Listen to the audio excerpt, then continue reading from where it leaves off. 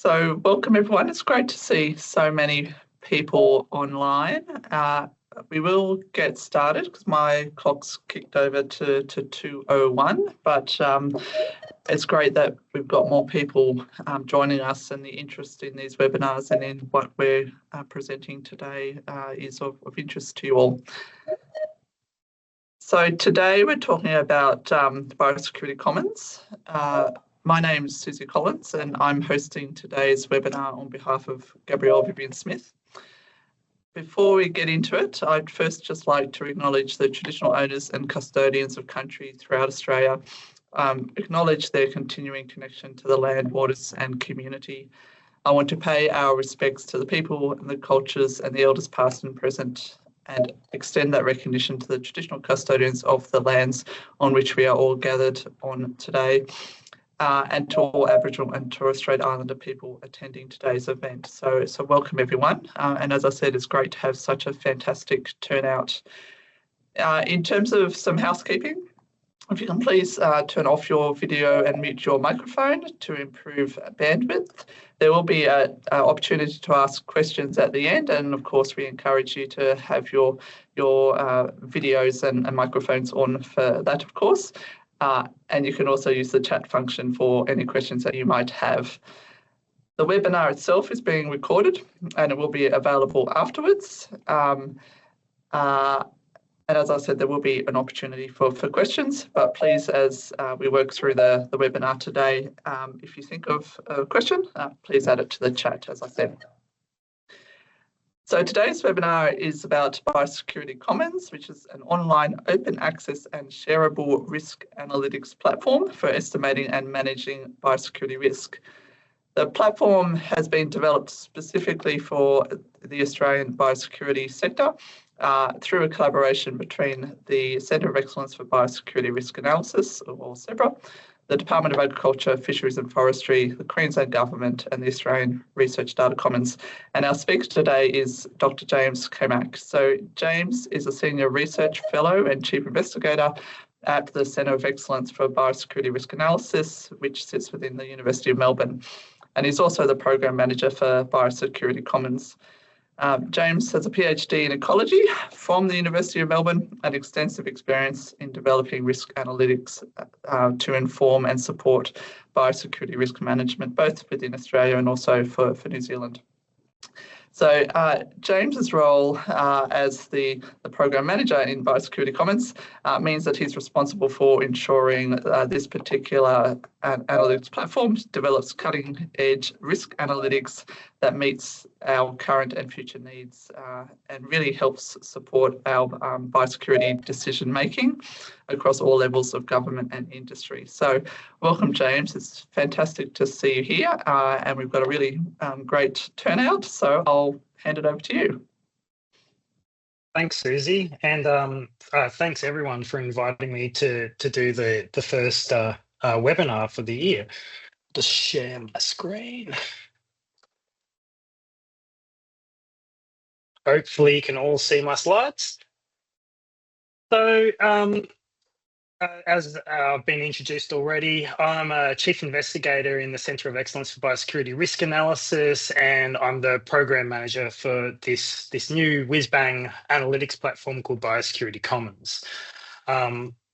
So what I'll start off with is a very, very broad introduction. In fact, I'm going to actually play a little video because rather than listening to me speak for the next 25 minutes, I thought, we can show a video and actually see parts of the platform. And then I'll go through some of the use cases that we've been developing with the platform and how we've also used that to make additional improvements to the platform based on user experience.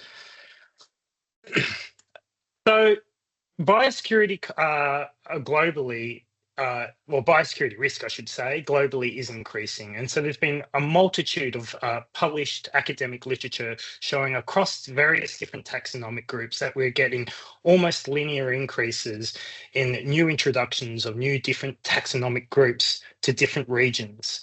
And this is largely driven by a significant increase in global human movement and trade, but also changes in species distributions driven by changes in climate and fragmentation of habitat. see, why is my slides not coming up? Here we go. This will work. And so governments globally have been tackling this increased risk in a variety of different ways. The Australian government in particular has invested significant amount of resources into better data harnessing capabilities, such as the development of the AusPest Check surveillance database, so the National Aggregation Surveillance Database for plant pests and diseases.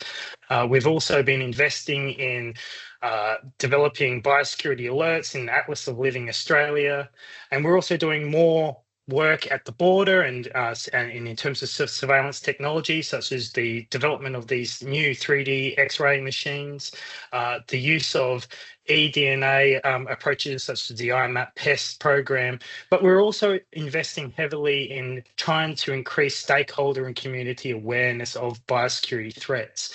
And so we're developing, Plant Health Australia and others have been developing pest and disease image libraries and a variety of other different apps that have been used to basically upskill the general public.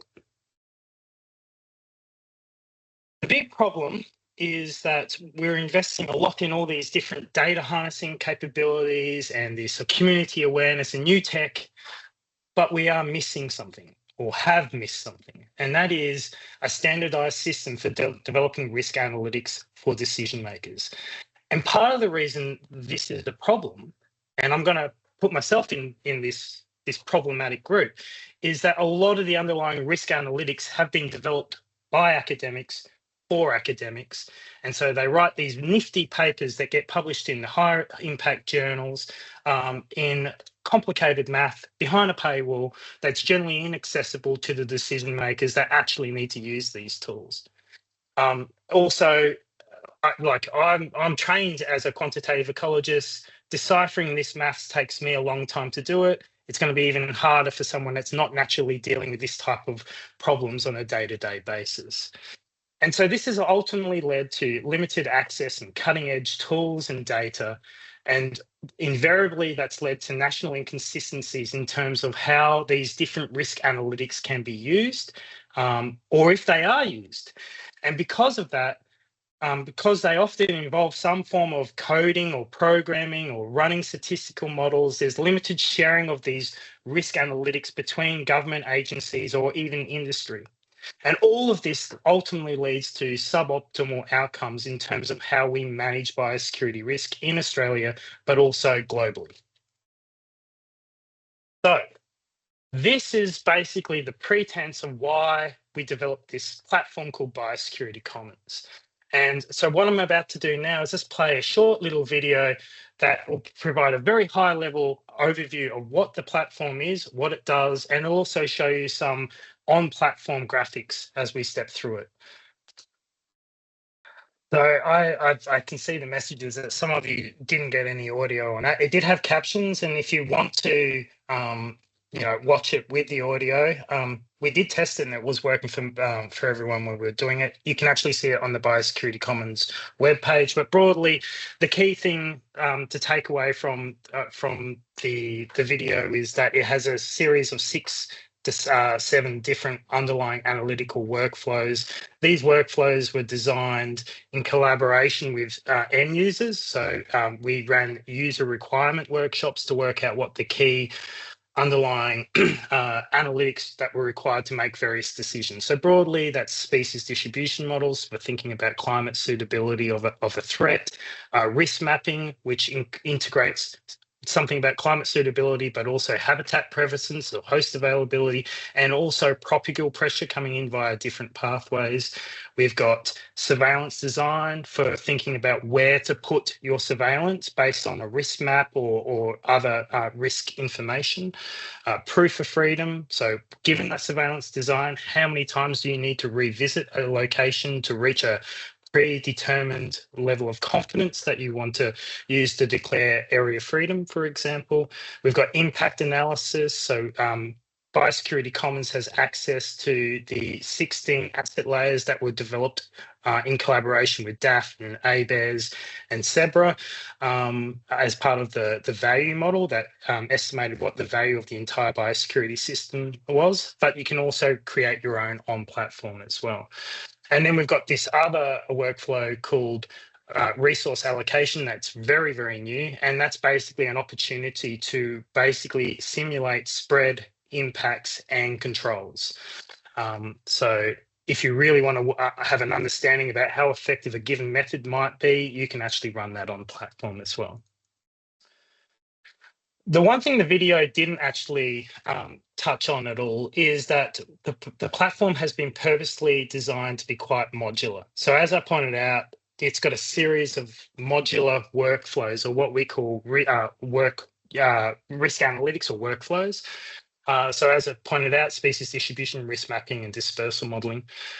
Often when we're developing these various different models, outputs of one model might be used as an input for another. And so we've purposely designed the platform to be modular to allow people to have the maximum flexibility to use the models and the underlying analytics that in the way they want. So for example, right, often a species distribution model will be fitted to estimate the climate suitability of a pest.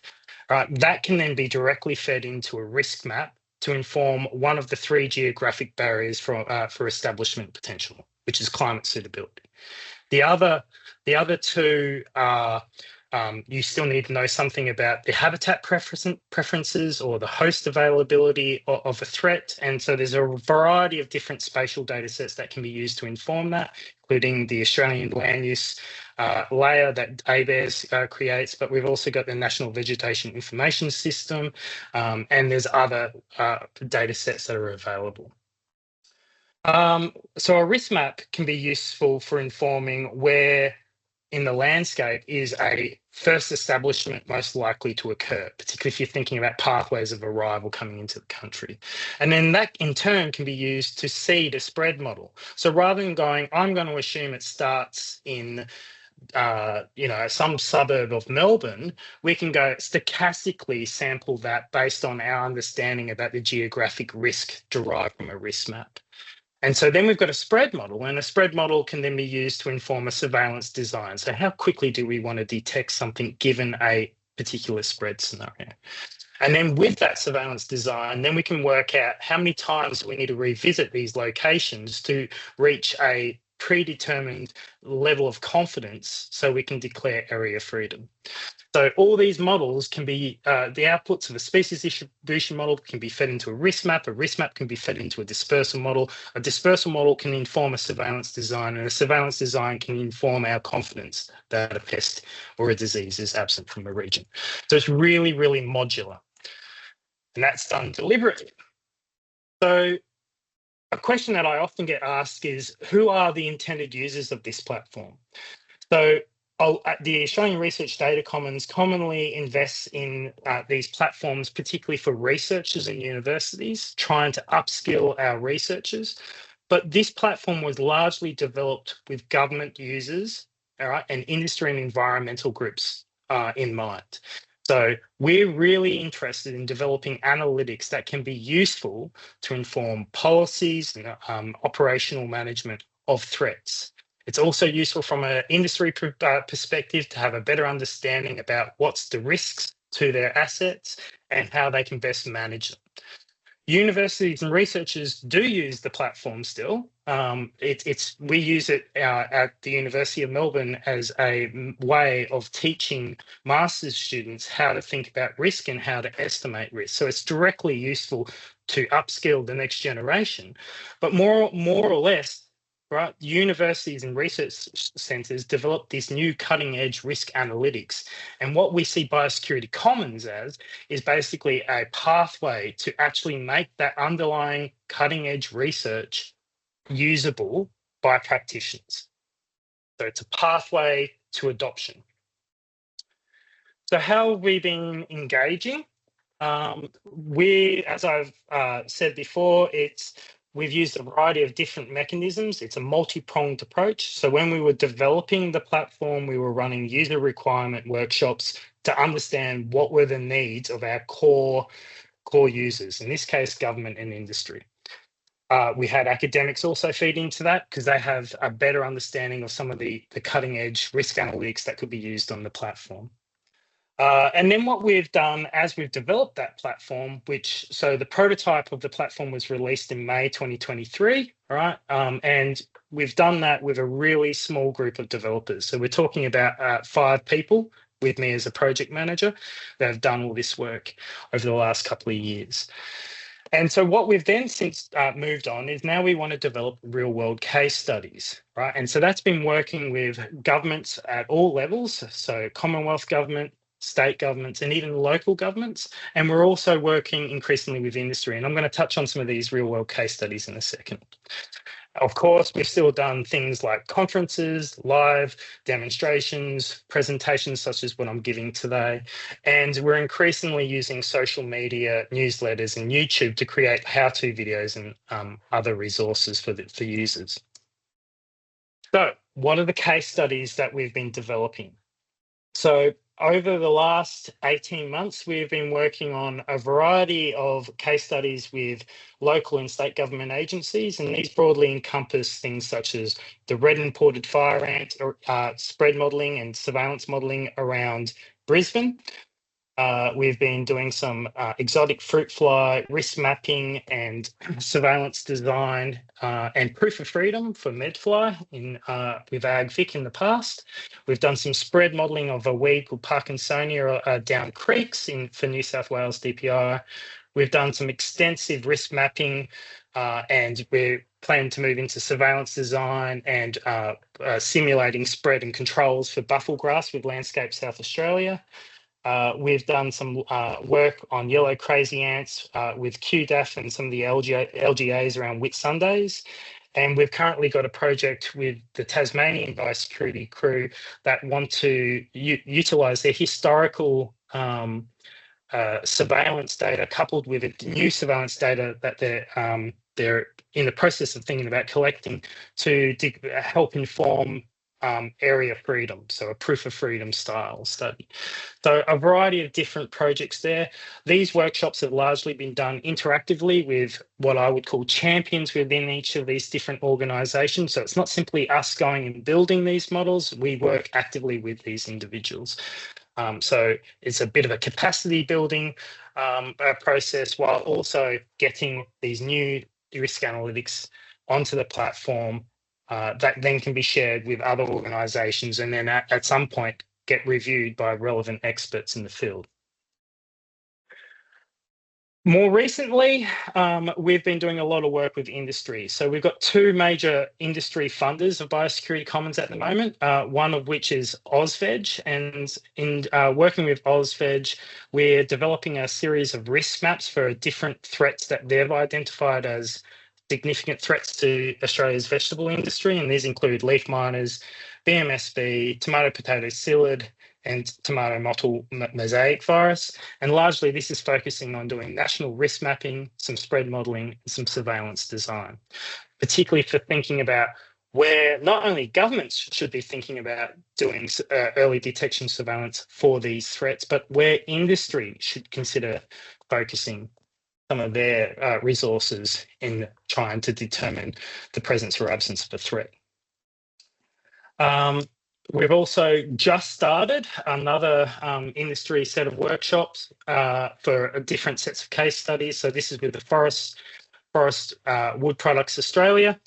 So this is working on Japanese soya beetle, giant pine scale, brown spotted needle blight, and exotic strains of myrtle rust. And again, this is largely spanning risk mapping, some spread modelling, some surveillance design, and even some impact analysis, depending on how far we get through with these. And this is, again, like all the other case studies, working with relevant experts on these taxon these different taxon in parameterizing these models on platform. So the focus is less on how do I model it, right?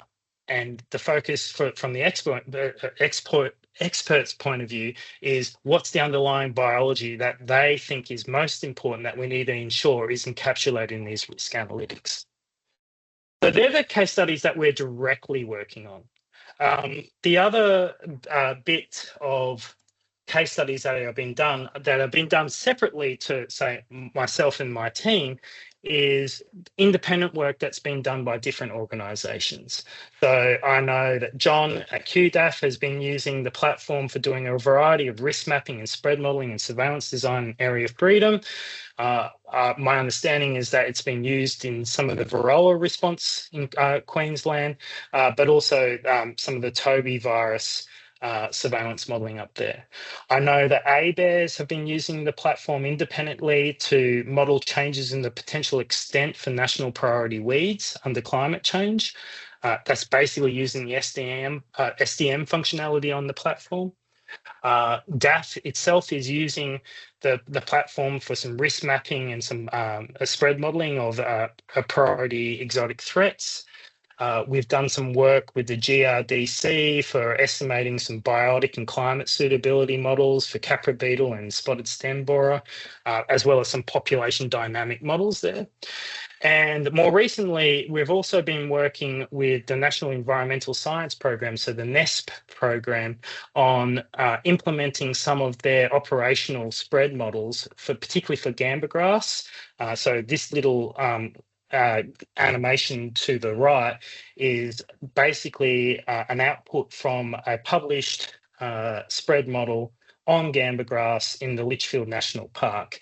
And so we're now taking that published literature, right, implementing it on the platform, so then park rangers and other land managers can actually use these models to help inform how they manage these populations. So one of the things that we've got out of doing all these various case studies is now we're starting to develop an extensive library of examples on how people have approached doing different types of analytics. This came out of the last bit of funding that we got from DAF. And basically what we've done is, because a major hurdle for using this platform is people often don't know where to start. And so what we've done is we've created what we call workflow templates, or basically completed worked examples that a user can then go through, and they've basically got a little library of them. And then they can see, for example, someone's got a template model for this particular Xylella vector. You can then recreate that on platform, right? And then you can make modifications to that based on either applying it to a different threat, right? Or updating some of the data inputs into that model, or adding additional risk information into those risk maps. And so what we've currently got is 38 completed workflow templates on the platform. These include 6 species distribution models, 9 risk maps, 10 different forms of dispersal models, 4 surveillance designs, 4 proof of freedom projects, 3 impact analysis, and 2 resource allocations. So the resource allocation model, again, just so you understand, is really the big simulation model, the most complicated that's available on the platform, for thinking about how do you model spread, controls, impacts, all in one massive analytical workflow. And so we've got these worked examples, and we're going to continue to build these examples as they become available. And so we're working with different groups that eventually they want their risk maps or their spread models to be publicly available. We can make it available on the platform if they so choose, that then others can go in, find it and recreate it, and then use it how they see fit. So a series of extensive libraries available on the platform to try and get around that difficulty for users that are not traditionally modelers, going, well, how do I approach this problem? Right. And so there's a variety of different examples. We've also used these use cases to receive feedback from users and make the necessary changes on platform as we go, to make sure it's it meets the needs of our common user. Most of the users to the platform are not going to be, high-flying wizards in various statistical analyses. And part of the challenge that we have is we need to make sure there's enough information that people understand what they're doing on the platform. And so part of what we've been doing is we've got these little interactive tool tips that come up, and then they explain what this particular parameter means. So for example, in the bottom left here, we have quite extensive array of types of spread models that can be run directly on the platform, from something as simple as presence only model to something as complicated where you're fitting a population stage-based matrix model. If you're going for those complicated models, people are going, well, what do I put in this matrix? And so we've got little demo examples that to walk people through, this is what the decisions are that you're making on the platform. And we're going to continue to refine that as users engage with the platform. We've also improved some of the data cleaning functionality on the platform. So species distribution models, a lot of people pull data down from Atlas of Living Australia, or for invasive species, Global Biodiversity Information Facility. A challenge with those types of data is that they're often full of all sorts of weird and wonderful errors. And so what we've done is we've basically implemented some work that's came out of the species distribution literature for basically testing the occurrence records for whether they're likely to be real or not. So for example, we've got routines on the platform for testing whether someone's potentially just used the centroid of a country or a capital city for specifying the lat longs of a species record. It happens a lot, and you don't want to use those records in a species distribution model. There's others. For example, another big problem that we often see is that rather than put the lat longs or the coordinates for the location where the species was actually found, they'll put it based on the museum where they've found, they've found it in their records, right? We can cross-reference those records against where the known those museum or biodiversity institutions are, and we can flag them and remove them. So there's a variety of different tests that we can directly do on the platform that tries to weed out those potential problems with running models such as species distribution models. We've also got better visualization. So for example, in spread models, often you need to think about different types of distribution functions for specifying how far something may potentially spread. We can visualize that directly on the platform, which you can see in the top right. And of course, we've been improving the visualization on the platform continually as people are adding new data sets, and DAF in particular was interested in a particular way of visualizing some risk map data on the platform, so it's all interactive. We've developed animations for our spread model so people can actually see what it actually means rather than just having these static maps. So that's what you can see in the bottom right corner. And we're increasingly trying to further upskill biosecurity users of the platform by adding additional support documentation directly on the platform, but that's in a digestible, not too technical language, so it's plain English. We've got quick start guides, which is a step-by-step guide for thinking about how you use these analytics, and we're increasingly in the process of developing little how-to videos on each of these workflows that we've got. And we've done that because different users prefer different media to absorb their information. And so we're really trying to make this a platform that's easy to use, but at the same point, we need to make sure people understand what they're doing. So a lot of stuff's been going on. I don't have too much more, given that the time limit's nearly up, but I will point out that most of the platform to date has largely been based on invasive species, biosecurity, and plant health biosecurity. They're very much interchangeable. Basically, the underlying analytics is also particularly useful for animal health disease. So, for example, some of the platform work has been used to inform the distribution of vectors or the activity of the vectors. So we've applied similar logic to lumpy skin disease. But there are some additional epi tools that we don't currently have on the platform. And I just want to highlight that we have a secondary project that's led by a colleague of mine, Chris Baker. It's called the HASTE project. It's also funded by the Australian Research Data Commons. It's a collaboration between DAF, CSIRO and the University of Melbourne, where we're also developing new tools that have been developed in the animal health space for forecasting animal diseases in an emergency response setting. We're also utilising that project to do other additional things that have direct benefits to the plant health side. So, for example, using historical incursion data to estimate what the likely dispersal distance kernels could be that can then be used in a spread model. We're also, as part of that project, developing additional layers that will ultimately become available on the platform. So as I probably haven't stressed this enough, particularly for those that couldn't hear the video, the platform has access to 60,000 or so spatial data sets. A lot of it is climate related, but there's also land use data sets, the National Vegetation Information System data sets. We've got API connections to a variety of third-party providers such as GBIF, Atlas of Living Australia.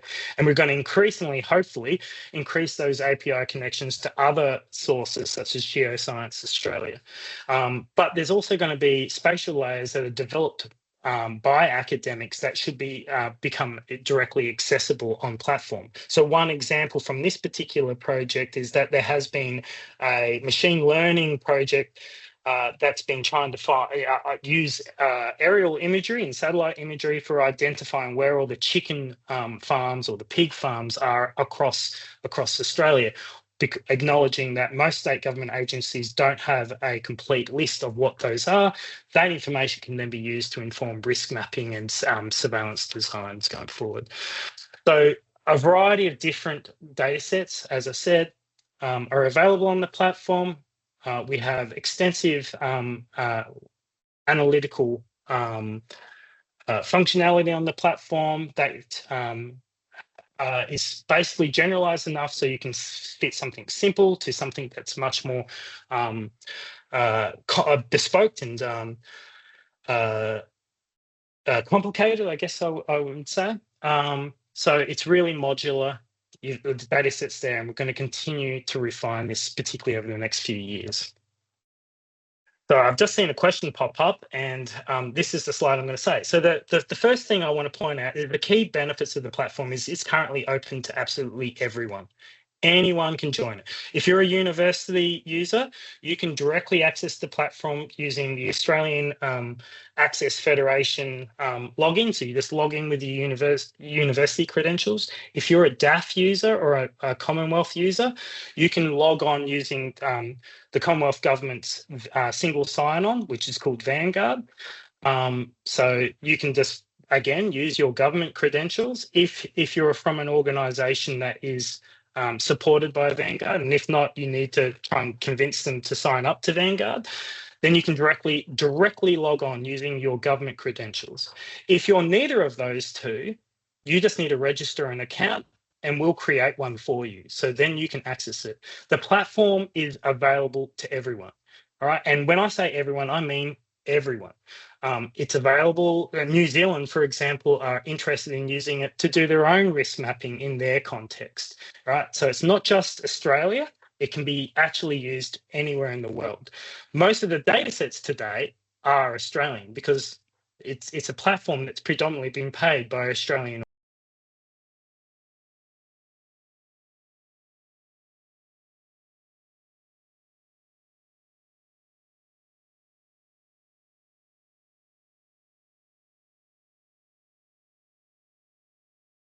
on the platform. It's easy to access the data and the cutting edge analytics. You don't need to be a programmer. And the one thing I'll point out is when you run these models, if you want to, you can run them locally because it outputs the relevant R scripts and the input parameters, and it has all the API connections. So you can just run it locally if you wanted to.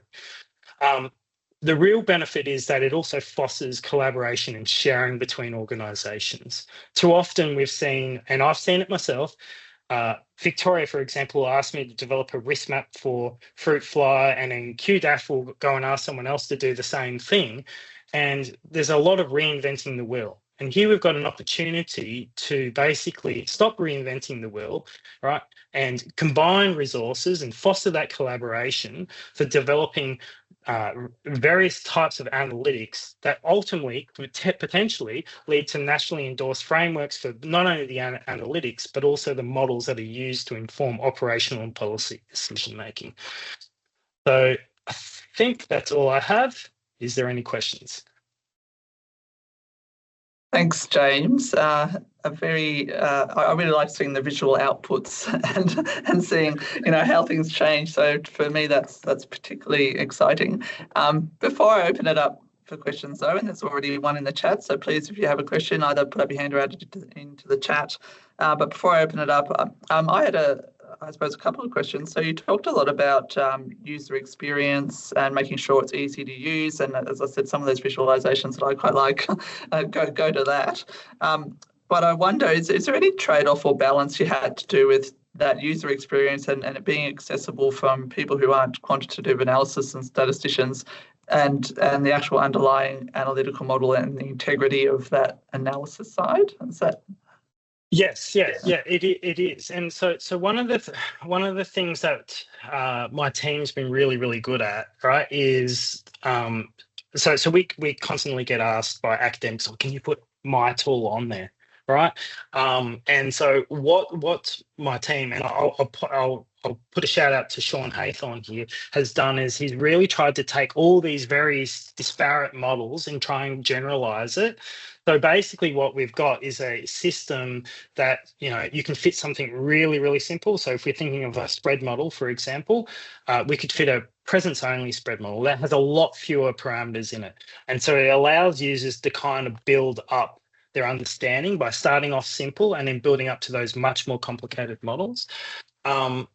It is always a trade-off, and it's hard to get perfect because there's a wide diversity of skill sets available on this. And that's part of the reason why we're trying to utilize all these different media, I guess, for trying to upskill. And one of the things that I'm really keen to move forward as we're slowly moving out of the development phase and more into the engagement phase is there needs to be some focus on how do we upskill, in particular, state and Commonwealth government agencies and land managers as well, like Parks Victoria and others, on how to utilise these models in a sensible and understanding way.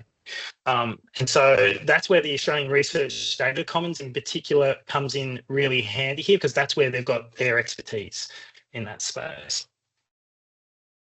Thanks, James. So there's a question here about the marine and aquatic biosecurity space. Have you done anything, or are you planning to do anything in that area?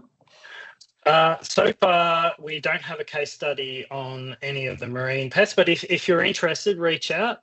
Happy to work with anyone and everyone. So just reach out. We do have marine spatial data sets on the platform. But most of the work to date has largely been terrestrial. That's partly because the use cases have been funded for terrestrial use cases. But if you're interested, reach out. I'm happy to work with anyone and everyone. Thanks, James. And those of you who need James's contact details, if you don't have them, let us know through the ACPO webinar email address. There's a question here about capability to include biophysical modelling. So if you've tested the performance of an organism under different temperature, humidity ranges, and how that feeds into the outputs and the outcomes. Yep. So particularly for species distribution models. So at the moment, the models that we have available are the ones that people most commonly use, which is correlative models. In fact, the ones that we support on our platform is the straightforward profile model. So we've got the Camac algorithm, which is ABARES/DAF's algorithm.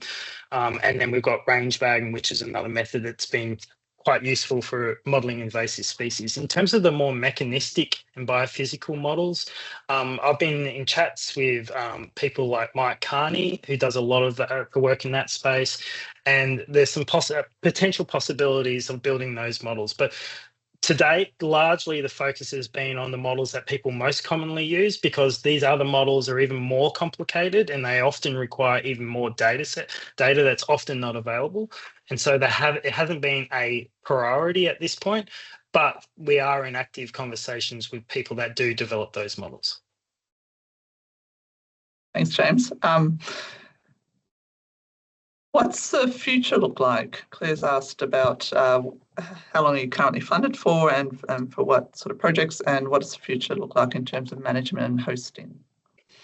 Yep. So we're lucky that we've got backing from the Australian Research Data Commons, or ARDC, at least until about mid next year. They're already in conversations for extending that at least to June 2027. But this is always the challenge with running these type of platforms, is that they aren't cheap. Even though we've done this in a very small team of about 4.5 FTE, the only way that we can do that is basically we've got to create the value proposition of why these analytics are actually useful for informing decisions. And where this will ultimately go, I don't know. So currently we're pretty much solely funded through the Forest Wood Products industry partner and AusVeg, and then the Australian Research Data Commons is matching those funds at this point. There are other interested parties, as I pointed out. MPI from New Zealand are potentially interested in doing a use case to understand how they can use the platform. That's likely to come down the track, and there's other interested parties that'll do that. But where it'll ultimately go, it ultimately comes down to my governance and my steering committee. But I suspect it'll need to be some form of sustainable funding model at some point. But we've got to create the value proposition for different stakeholders to invest in it. But it's currently totally free, and ARDC cover the cost of the infrastructure. So there's no issues with the hosting. It's just the development and the capacity building. Yeah, thanks, James. So it will be interesting to see how it continues to evolve and what does happen next with it. I suppose another question for me. Looking back, I mean, we've had individual models for a while and on different platforms and the like. What are you most proud of, or what do you think is the biggest value that you've achieved in Biosecurity Commons in this space? So the underlying risk mapping functionality is one that I'm particularly proud of. So that was work that I originally started with Mark Stanaway and you, Susie. And so we originally I developed it as a standard academic. I created an R package and I handed it over to DAF. And then we quickly identified that DAF ICT wouldn't allow anything to be installed, or it was a really like bang your head against a brick wall type process. And that's part of the reason where Biosecurity Commons came about, because we wanted to develop tools that were actually useful, but we couldn't just simply hand over code and go run with it, because DAF's IT system really made that challenging. And then the other big problem with it is I knew a lot of state government agencies wanted access to that same underlying tool functionality. And it's particularly useful because it's useful for thinking about early detection, surveillance, and it feeds into so many other different policy and operational decision making. So seeing that method be applied on the platform and then engaged with, because that's engaged with quite a lot, I find incredibly rewarding, right? It's all well and good to create papers that are hidden behind a paywall, but for me, the value is actually seeing the work actually get used, and the creativity that others bring to it, and their understanding about other different types of risks in the biosecurity sector, and basically running with it. Yeah, and I think the work you're now currently doing with AusVeg and Forest Products Association, they probably have seen that as well. Yeah. And want to invest. And Harrison makes a point in the chat there around knowing why they're useful is good in terms of the insurance sector. So yes, fully support that. sorry, I'm just reading Andy's comment. Species that are not described. Is there a way you deal with that? It depends on the workflow that you're running. So if you were to do something like a species distribution model, if there's a species that's not described or there's not enough information about it, often what people would tend to do is they'd use an exemplar that they believe is close enough to it. That's often what's done. That's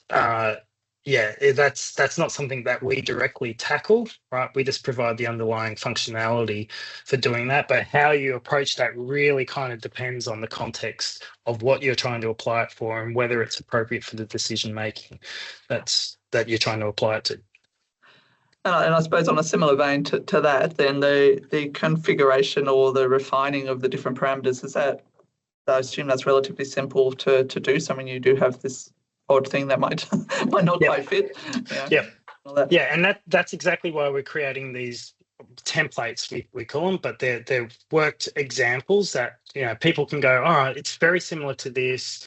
I want to understand how, for a spread model, all right, it's going to spread in a similar way. Let's recreate that. Then you can use the literature or any other information you got to tweak those parameters or data inputs for that particular threat, rather than just continually starting from scratch. Because one thing that I've worked out is if you go, oh, here's a nice analytics platform, off you go, people go, oh, I don't even know where to start. And so really developing this, and we're going to continue to do this, develop this library. And some of them will be based on real world examples, and some of them will be, hypothetical examples. Like we've got a spread model, which I call the Jimmy virus, right? Where I've just put some incursions around Ballarat and I've just simulated spread from there, just to show what different functionalities available on the platform. Cool. That sounds fun. And I hope that Jimmy virus doesn't spread too far. Yeah. Are there any last questions from anyone? So there's no last questions. I just want to give a big thank you for you in coming along, James, and talking about Biosecurity Commons.